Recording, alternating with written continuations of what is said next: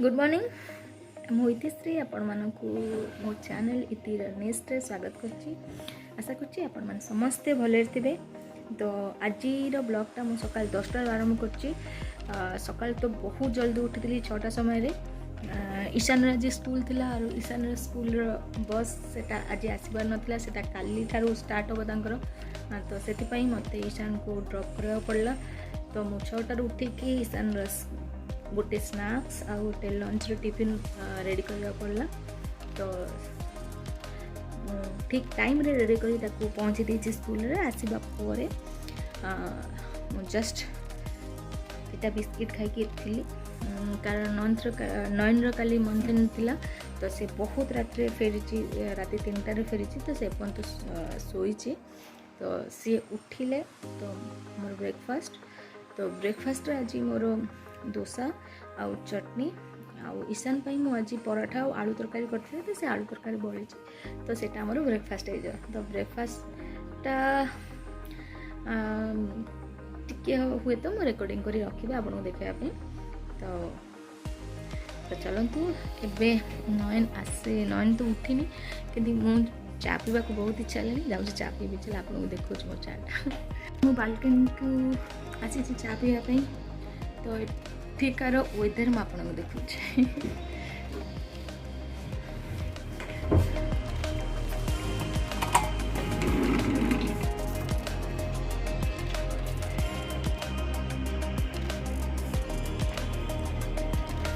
बहुत सुंदर वेदर, जम्मा खरा नहीं, क्लाउडी कर रखे।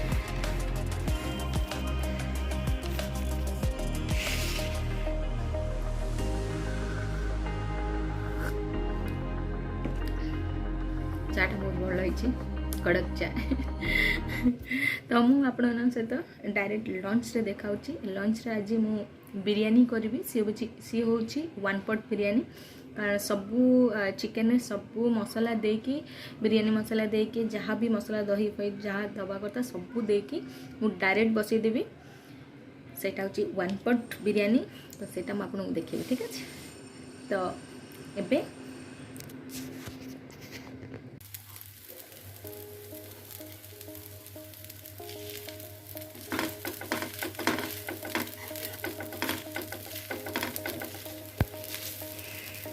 एबे मु सकाळ ब्रेकफास्ट करची। एबे डोसा स्टार्ट कर दे। नय उठी सारे से रेडी हवा पूर्व 3-4टा डोसा बन के रखी रेडी करके इजी हम मत। नयन को दबा पर मु भी गोटे 2टा खाई पारे जल्दी हो गले। तो से कि डोसा चलती ये। डोसा सहित ईशान जो टिफिन नहीं जो आलू तरकारी, से आलू तरकारी बड़ी प्लस चटनी माने से चटनीटा मु नड़िया बादाम और चना डाल ये सब देकी करछि।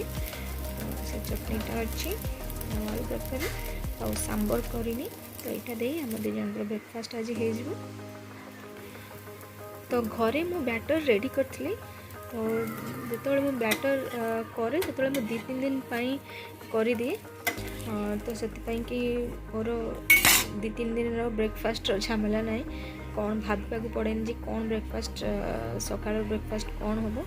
तो मुझे घरे ही बतुल रखी डाली चाउल। तो देखो ये 2-3 दिन मोर हो गले बैटर मोर भल हो डोसा। तो नयन को दे देची। आज 2 दिन हो गले चटनी करती। तो से चटनी के आज मुझे सारी देवी, से पूरा प्लेट सहित नहीं जाइए। ये हूँ 8-10 दिन भी है जार पुणी शिवली लगे पूरा अपरिष्कार हो गए। जो मुझे शोकेस कर बाजुची 12:30। नयन बाबा को नहीं जाइए बैंक काम। ईशान को भी सी पिकअप कर। तो मुझे बिरयानी आपन कही करी बोली। तो मुझे आपको देखो। तो ये मु चाउल धोईकी रखी सारे। मांस भी प्राय कषा मोर 10 मिनट है। तो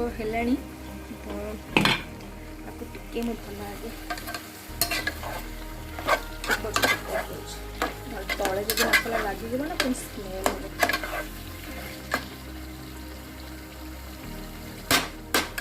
तो यहाँ हवा को मत आउ कम से कम 15 मिनट लगे।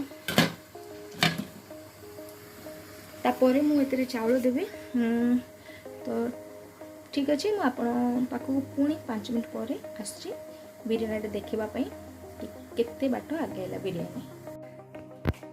तो मुझे देखी पाइलिनी जो मु चाउलटा देली बिरयानी देखो बिरयानीटा ये मोर पूरा रेडी। एक्चुअली कौन होता ना मोर कामबाली मौसी आसला तो सी झाड़ू पोछा बासन माजिक जाइए तो सी ये कम करा से रेकर्डिंग कर पारनी। तो मोर आपण मैंने देखिपे बिरयानी बहुत भल होती माने गोटा गोटा राइस देखो आ खाइले जापर केमती एठी घर भितर मु कपड़ा सुखा बाध्य कारण काली एठी वेदर पूरा चेंज होता। काली इवनिंग रे एठी वर्षा होता ता सहित बहुत जोरे पवन होता। तो मुझे बालकनी रे मो कपड़ा स्टांडटा रखी पानी कारण एत जोरे माने स्टांड सब पड़ूला दुमदाम होगी। तो मु पुणी ताको घर भीतर रखी तो राति ठार रखी तो रखी मुझे तो एठी मु मोर गोलाप गचरे प्रचुर मात्रा रे गोलाप फूल फुटी देखिपे। ये रेड कलर अच्छी व्हाइट कलर अच्छी पिंक भी अच्छी आते मोर व्हाइट आउ रेड कलर ऊपर अच्छे गोटे गच तो सेटा भी पड़ी होठी मोर गोलाप गच सुखीगला।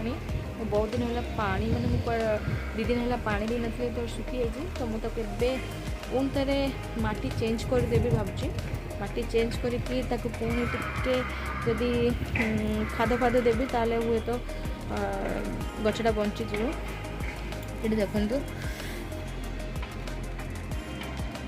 यहाँ व्हाइट कड़ी अच्छे पिंक गचरे